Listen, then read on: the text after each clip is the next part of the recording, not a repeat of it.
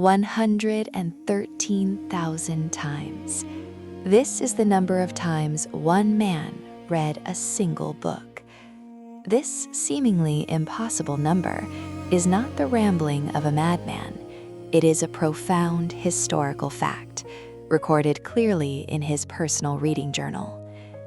In the 17th century of Joseon, a boy was born into the prestigious Jinju Kim clan. He was the grandson of a war hero and the son of a high-ranking government official. His name was Baekgok Kim Deuk-sin. Though born with a silver spoon in his mouth, his life began in a tragic abyss. As a young child, he suffered from smallpox, which left him with severe cognitive impairment.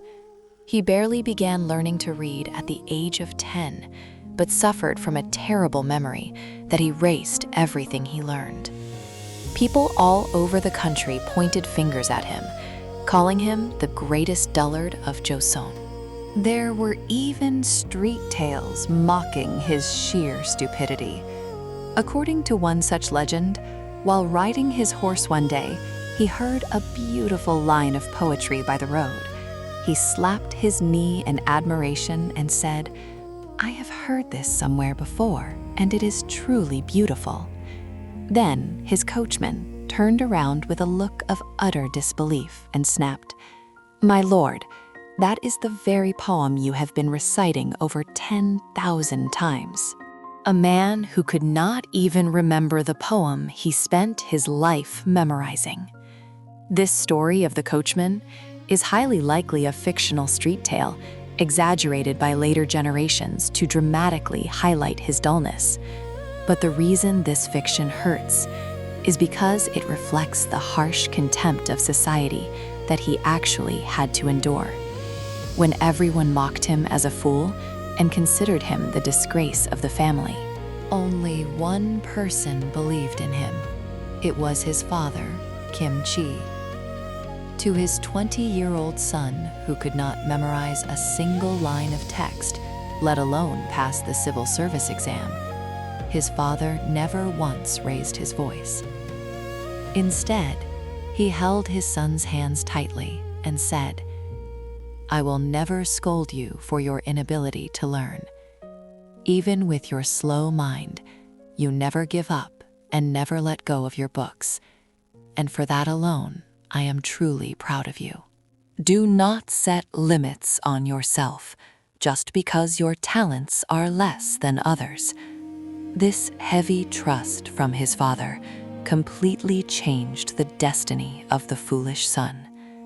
With the full support and faith of his family, Kim Deuk-sin turned his back on the mockery of the world and began his own stubborn battle. His strategy was to break through his limits, not with speed, but with sheer repetition. When others memorized a book after reading it once, he read it 100 times. When others passed the exam after reading it 10 times, he read it 10,000 times. According to his surviving journal, he recorded reading a specific historical biography an astonishing 113,000 times. There were 36 books he read more than 10,000 times. Without surrendering to the timetable of the world, he silently walked toward his own breaking point. And finally, a miracle happened. The words slowly began to engrave themselves into his brain, and the sentences that erupted from his brush astonished the greatest intellectuals of his time. Even the most renowned literary masters sighed in awe after reading his poetry. Our writing is nothing but superficial skill, but Baekgok's writing has a deep resonance, forged by tens of thousands of painful repetitions. At the incredibly late age of 59, he triumphantly passed the highest civil service examination. Later, King Hyunjong read his poems and declared, "Kim Deuk-sin's writing is the absolute best of our time." The king officially recognized his relentless effort. It was the moment the greatest dullard of Joseon was reborn as its greatest poet. Before his death, he personally wrote his own epitaph. Do not set limits on yourself just because your talent is lacking.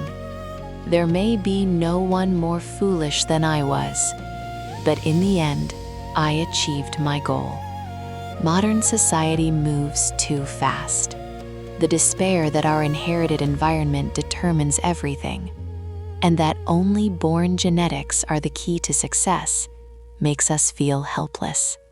But the life of Kim Deuk-sin asks us the true meaning of the ancient proverb. Just like the foolish old man who moved a mountain, it proves that relentless persistence ultimately overwhelms the talent of a genius. Are you doubting yourself in a long period of stagnation? If so, remember this: the way to beat a genius is very simple. When they are satisfied and close their books to stop, you simply read one more time and silently keep walking. That concludes today's dark tale. If you hunger for more mysteries, hit subscribe and like right now.